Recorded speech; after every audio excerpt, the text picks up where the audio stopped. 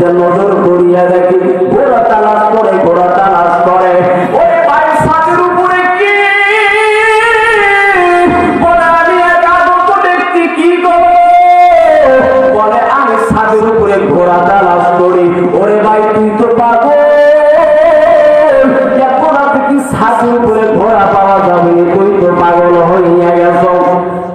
ওই ব্যক্তিরা ডাক দিয়ে বলেন বাদশাহ আমি যদি পাগল হই তাহলে আমার থেকে তুমি বড় পাগল। বলে কেমনে?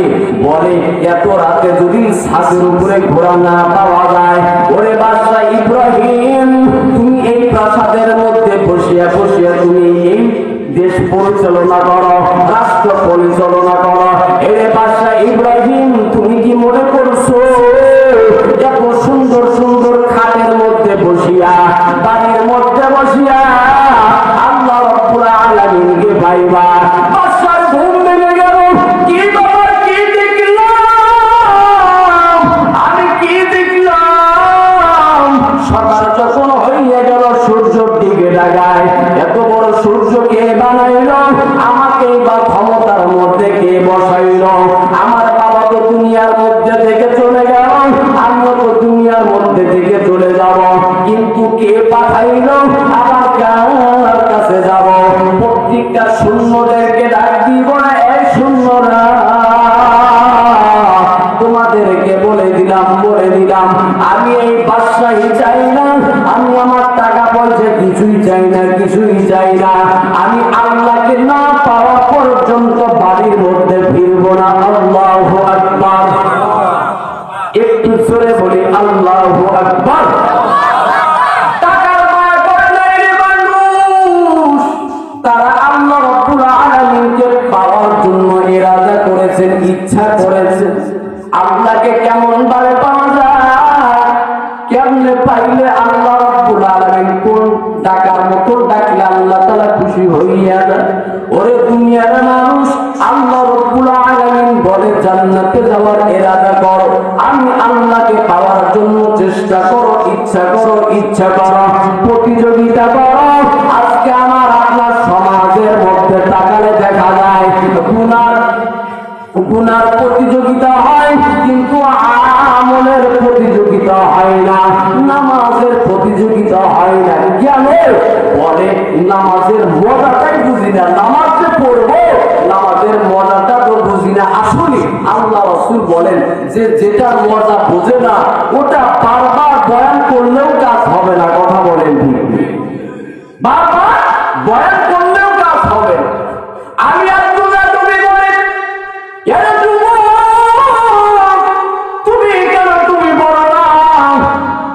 বলে হুজুর ভালো লাগে না। হ্যাঁ ভালো তখনই লাগতো যদি মজা লাগতো। কথা বলেন ঠিক নেই? যদি মজা লাগতো নামাজের মধ্যে কেন চাই না? বলে মজা নাই, মজা পাই না। দাড়ি কেন রাখি না? বলে মজা পাই না। মজা এটা আল্লাহ রাব্বুল আলামিনের পক্ষ থেকে একটা নিয়ামত। জোরে বলি আল্লাহু আকবার। বান্দারা মাঝে মধ্যে ভাত খায়, আবার একটা বোম্বাই মরিচ কামড়া খায়, চেহারাটা কালো হইয়া যায়, লাল হইয়া যায়। আমি আব্দুল্লাহ রুবিল বলি ভাই তরকারির মধ্যে এত জাল হয়েছে, তারপরও তুমি কেন কামড়া খাও? তোমার ঘাম তো বের হইতেছে, তোমার শরীর তো কেঁপে যাচ্ছে, তুমি তো পাগল হইয়া গেছো। ওই ব্যক্তি আমার উল্টা বলবে আব্দুল্লাহ ভাই তুমি পাগল হইয়া গেছো বলে কেন? বলে এমন একটা মজা আমি খাইতেছি, আমি বুঝতেছি, তুমি বুঝবা না। কথা বলেন ঠিক নেই? যে ব্যক্তিটা আল্লাহ রাব্বুল আলামিনের পাগল, যে ব্যক্তিটা আল্লাহ রাব্বুল আলামিনকে ভয় করলো, যে ব্যক্তিটা দাঁড়ের মজা পাইল, যেই ব্যক্তিটা জিকিরের মজা পাইল, যেই ব্যক্তিটা নামাজের মজা পাইল, যেই ব্যক্তিটা আল্লাহ পাক রব্বুল আলামিনের মজা পাইল, এর মানুষ যে ব্যক্তিটা নবী মুহাম্মদ সাল্লাল্লাহু আলাইহি ওয়াসাল্লামের সুন্নতের মজা পাইল, আল্লাহ রাব্বুল আলামিন বলেন এই ব্যক্তিরাই আমি আল্লাহ পাকের কাছে দামি। জোরে বলি আল্লাহু আকবার। আমার আপনার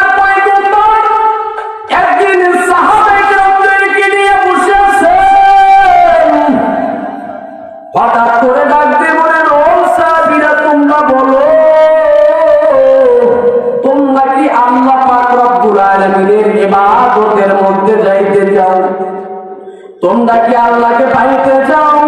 বলে হ্যাঁ, আমরা আল্লাহকে পাইতে চাই। যদি তোমরা পাইতে চাও অমুক এক বুড়িমার খেদমত করতে হবে, তাহলে তোমরা জান্নাতের মধ্যে যাইতে পারবা। অহংকার দূর হইয়া যাবে। উদখুলু ফিস-সিলমি কাফা।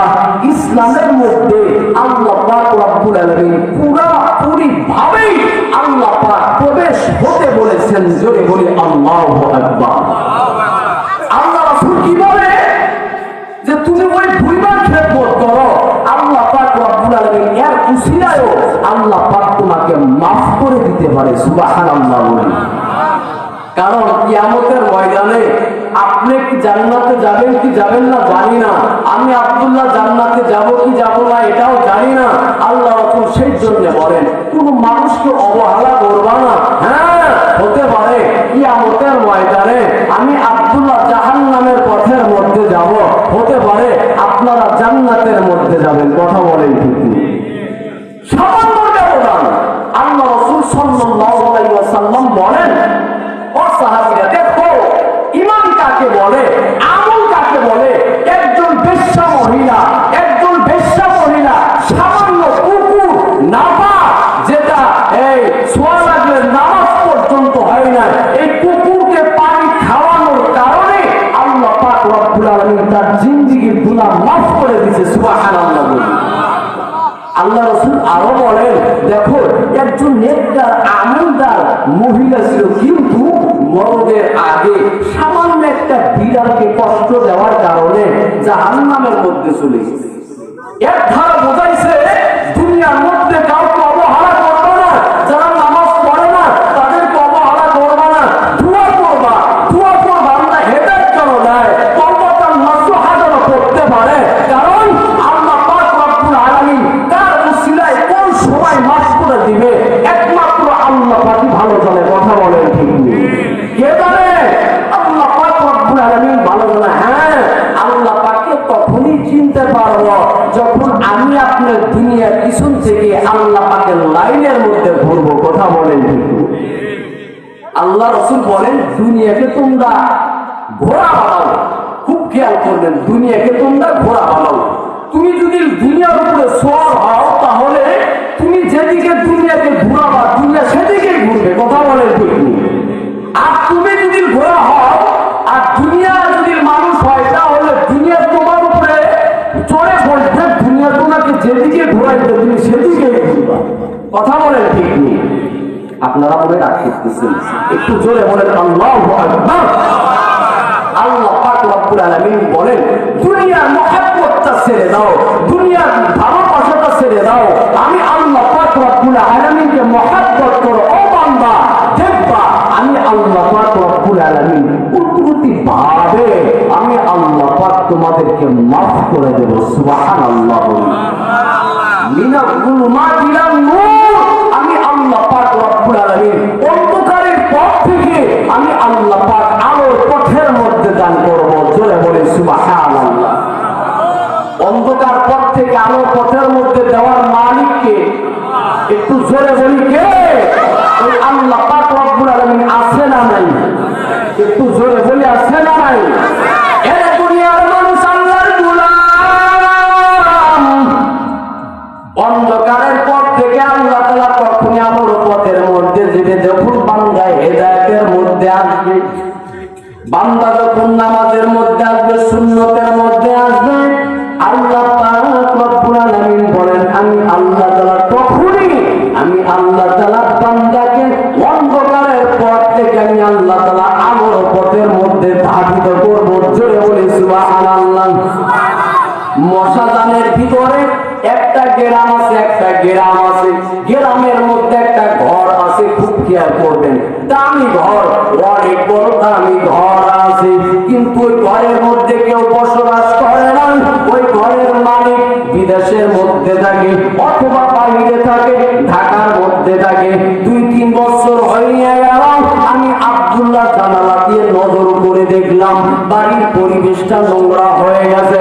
ঘরের মধ্যে মাকড়সা বাসা করেছে, ঘরের মধ্যে ইঁদুর চিকেন বাসা হয়ে গেছে। আমি আব্দুল্লাহ ফোন দিলাম, ভাই আপনি গ্রামের মধ্যে সুন্দর একটা বাড়ি করলেন,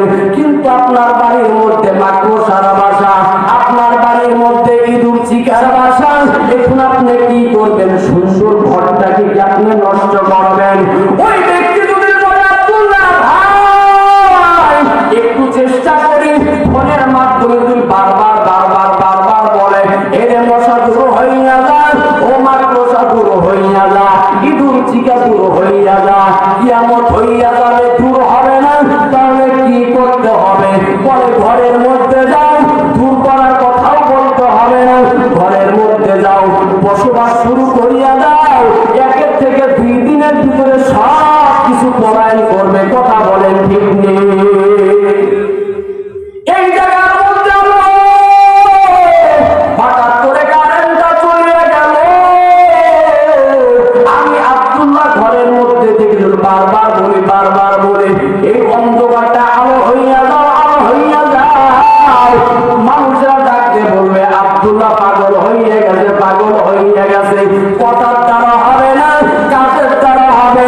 লাইটটা সুইচটা টিপে দিলে আলোটা ওই অন্ধকারটা কেটে যাবে। আল্লাহ রাব্বুল আলামিন বলেন মিনাল যুলুমাতিল নূর, আমি আল্লাহ রাব্বুল আলামিন তখনই বান্দাকে অন্ধকার পথ থেকে আলোর পথের মধ্যে আনি। বান্দা যখন চেষ্টা করে আমি আল্লাহ রাব্বুল আলামিন, আমি আল্লাহ তাআলা কুদরতি ভাবে অন্ধকার পথ থেকে আলোর পথের মধ্যে আনি।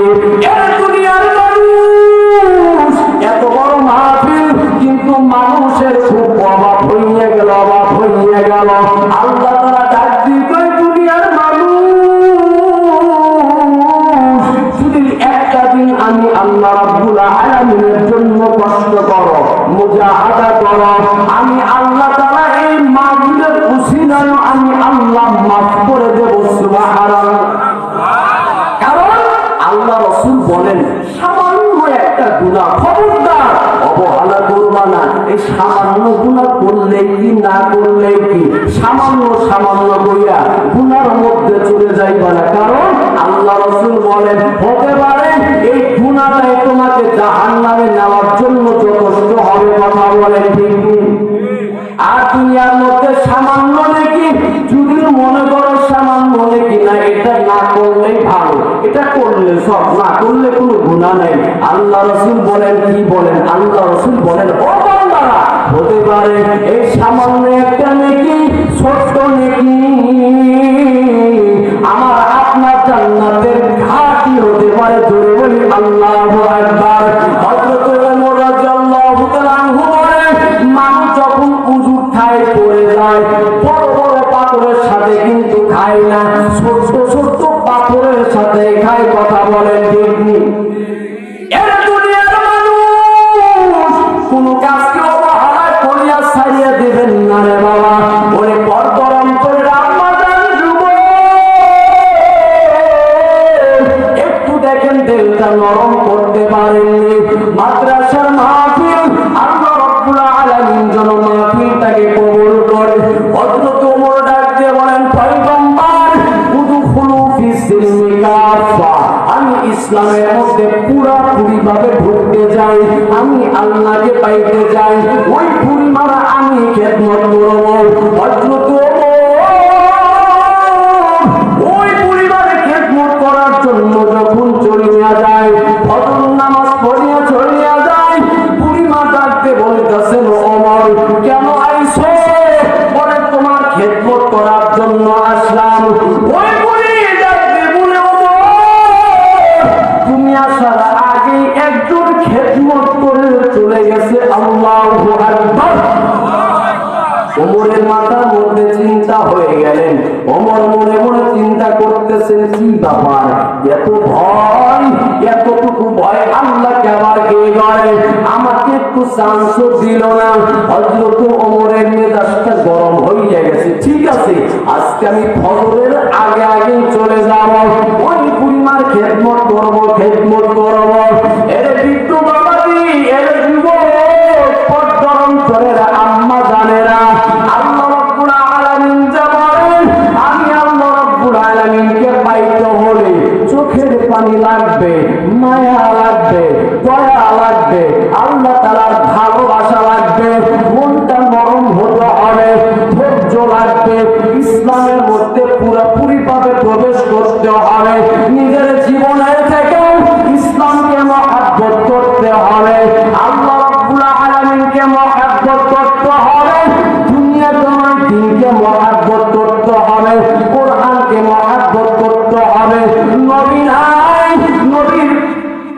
নবীর ছাত্রদেরকে মহব্বত করতে হবে, মাদ্রাসাকে মহব্বত করতে হবে, আলেমদেরকে মহব্বত করতে হবে। হতে পারে এর ধারা আল্লাহ রাব্বুল আলামিন আমাকে আপনাকে ভালো কাজের উসিলায় আল্লাহ তাআলা মাফ করে দিতে পারে। পারে কি পারে না? এক সাহাবী ডাক দিয়ে বলে, ও পয়গম্বর, আপনার কাছে একটা কথা। বলে, কি কথা? বলে, পয়গম্বর, কিয়ামত কবে হবে? আল্লাহ রাসূল বলে, তোমার ভিতরে কিয়ামতের কথা হঠাৎ করে কেন স্মরণ হলো? বলো, কিয়ামতের জন্য তুমি কি করছো? বলে, তেমন কিছু করতে পারি নাই। ওরে পয়গম্বর,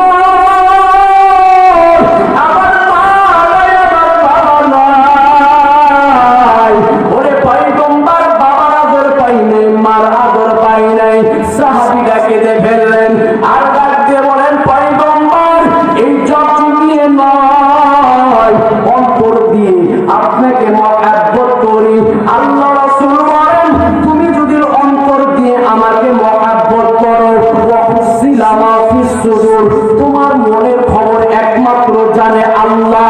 তুমি যদি অন্তর দিয়ে মহব্বত করো, ওই কিয়ামতের ময়দানে হতে পারে আমার উসিলায় তুমি মাফ পাইয়া যাবা। সুবহানাল্লাহ বলি। কেমন যেন কান্না শুরু করিয়া দিলেন। কি বাবা, কি বাবা, 2টা দিন হইয়া গেল, বুড়ি মারে খেদমত করতে পারি না, কারোর সাথে কথা বলে না। ওরে ভাই, দেখেন আমলের কেমন প্রতিযোগিতা, আল্লাহকে পাওয়ার কেমন প্রতিযোগিতা, কেমন ভাবে ভয় করতে হবে। ওমরের বিবি ডাকতে বলেন, কি বাবা স্বামী আমার, 2 দিন ধরে আপনার মনটা কেমন যেন উড়াম উড়াম লাগে, আপনাকে মাঝে মধ্যে দেখি গোপনে গোপনে কান্না করি। ওমর ডাক দিয়ে বলে, বিবি কেন কান্দি জানো? একটা বুড়ি মারে খেদমত করতে পারি না, 2টা দিন হইয়া গেল, কিন্তু বুড়ি মারে খেদমত করতে পারি না। আল্লাহ কি আমি পাবো না? আল্লাহ কি আমি পাবো না? ওমর কান্দে, ওমর কান্দে। ওরে ভাই, কোন ওমর কান্দে, কোন ওমর কান্দে? যেই ওমর নবীকে মারতে যাইয়া কালেমা পড়িয়া মুসলমান হইয়া গেছে। যেই আল্লাহ রাসূল সাল্লাল্লাহু আলাইহি ওয়াসাল্লাম বলেন, আমার পরে যদি নবী হইতো তাহলে হইতো হযরতে ওমর। জোরে বলি সুবহানাল্লাহ। কোন ওমর জান্নাতের জন্য কান্দে? কোন ওমর আল্লাহকে পাওয়ার জন্য কান্দে? ওমর যখন মরবে মরবে ভাই, দুনিয়ার মধ্যে থেকে যখন চলে যাবে, ও বৃদ্ধ বাবারা খুব খেয়াল করবেন, আমলের নিয়তে শুনবেন। ও আম্মা জানেরা, যুবক ভাই, মাইকের আওয়াজ যতদূর পর্যন্ত যায়, ওমর রাদিয়াল্লাহু তাআলা আনহু নিজের মাথাটা মাটির সাথে দিয়া নিজে নিজেই প্রশ্ন করে, এই ওমর, আজকে যদি তুমি মারা যাও, এই ওমর আজকে যদি তুমি মারা যাও, আল্লাহ পাক রব্বুল আলামিন তোমাকে চিনবে নাকি? এই ওমর আল্লাহকে পাওয়ার জন্য তো মুজাহাদা, এত মুজাহাদা। বিবিকে ডাক দিয়ে বলেন, বিবি আজকে আমি তাহাজ্জুদের সময় চলে যাব, ওই বুড়িমার খেদমত করব, বুড়িমার খেদমত করিয়া আমি আল্লাহ রাব্বুল আলামিনকে হাত করব, আমি আল্লাহকে হাত করতে চাই। হযরতে ওমর রাদিয়াল্লাহু তাআলা আনহু গভীর রাতে যায়, বুড়িমা ডাক দিয়ে বলে, ওমর আজকেও তুমি সুযোগটা পাইলা না? বলে, কেন? কে আসে আপনার কাছে? বলে, তার চেহারাটা ঘুমটা দিয়া ঢাকা, এই মাত্রই তো গেল। হযরত ওমর রাদিয়াল্লাহু তাআলা ডাক দিয়ে বলে, কোন রাস্তা দিয়ে গেল? বলে, এই রাস্তা দিয়ে গেল। হযরত ওমর তাড়াতাড়ি দৌড় শুরু করিয়া দিলেন। নজর করিয়া দেখা যায় একটা মানুষ ঘোমটাটা মাথার মধ্যে দিয়া আস্তে আস্তে হাঁটে। হযরত ওমর রাদিয়াল্লাহু তাআলা সামনে যাইয়া হাতটাকে এরকম ভাবে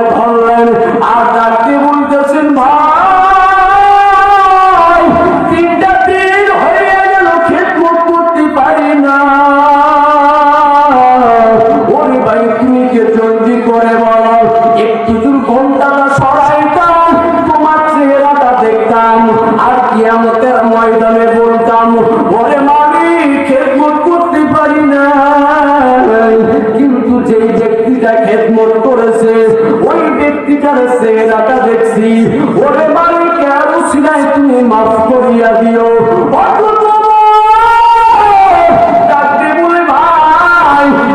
তুমি যদি একটু ঘোমটাটা সরাইয়া দিতা, কিন্তু ঘোমটাটা সরাই না নিজের হাতটা দিয়া ঘোমটা যখন সরাই নজর করিয়া দেখে দুনিয়ার কেউ নয়, হযরতে আবু বকর সিদ্দিক রাদিয়াল্লাহু তাআলা আনহু। জোরে বলি আল্লাহু আকবার, আরো জোরে বলি আল্লাহু আকবার। চোখ দিয়ে পানি ছেড়ে দিবে আর ডাকবি গো আবু বকর তুমি বৃদ্ধ হয়ে গেছো, আবু বকর বৃদ্ধ হয়ে গেছো, তুমি এত রাতে কেন তুমি পরিবার খেদমত করার জন্য আসো? আবু বকর ডাক দিয়ে কয় আল্লাহ পাক রব্বুল আলামিন তো বলেছেন ইয়া আইয়ুহাল্লাযীনা আমানু তাকুল্লাহ, এর বান্দা তোরা আমি আল্লাহ রব্বুল আলামিনকে ভয় করার মতন ভয় পার এবং ইসলামের মধ্যে পুরোপুরি ভাবে প্রবেশ কর। আমি আবু বকর মনে মনে চিন্তা করি আমি কি ইসলামের মধ্যে ঢুকছি, আমি কি আল্লাহকে ভয় করতে পারছি কি পারি নাই? কেমন যেন মনের মধ্যে সন্দেহ। আবু বকর রাদিয়াল্লাহু তাআলা আনহুর দিকে ওমর তাকায় আছে, নজর করে দেখে আবু বকরের পায়ের মধ্যে কোনো জুতা নাই। জোরে বলি আল্লাহু আকবার।